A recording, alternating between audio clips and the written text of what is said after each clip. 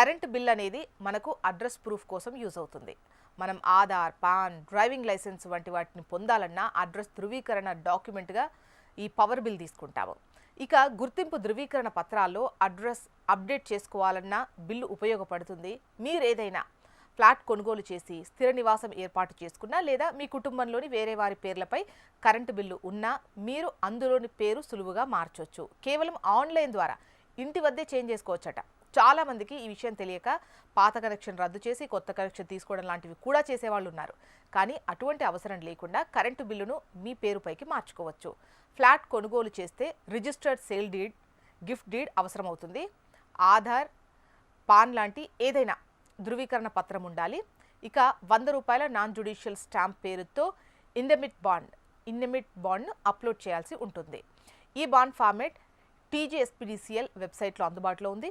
దానిని డౌన్లోడ్ చేసుకొని వివరాలన్నీ పూర్తిగా ఫిల్ చేయాలి. ఇండెమిటీ బాండ్ PDF ఫార్మేట్లో 500 KB లోపు ఉండాలి.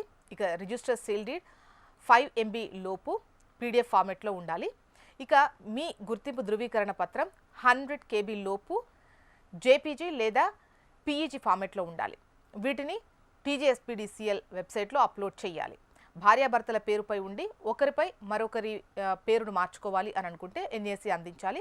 10 రూపాయల నాన్ జ్యుడిషియల్ బాండ్ పేపర్పై NAC ఇవ్వాల్సి ఉంటుంది. ఇక ఇంటి యజమాని మరణిస్తే వారసులు డెత్ సర్టిఫికేట్ చూపించి మార్చుకోవచ్చు. TGSPDCL వెబ్సైట్ ఓపెన్ చేయండి. హోమ్ పేజ్లో కన్జ్యూమర్ సర్వీసెస్ సెలెక్ట్ చేసుకొని సర్వీస్ రిక్వెస్ట్ ఆప్షన్ను సెలెక్ట్ చేసుకున్న తర్వాత కరెంటు బిల్లుపై ఉండే unique service number, mobile number enter చేసి మొబైల్ నెంబర్కు వచ్చేటువంటి OTP ఎంటర్ చేయండి.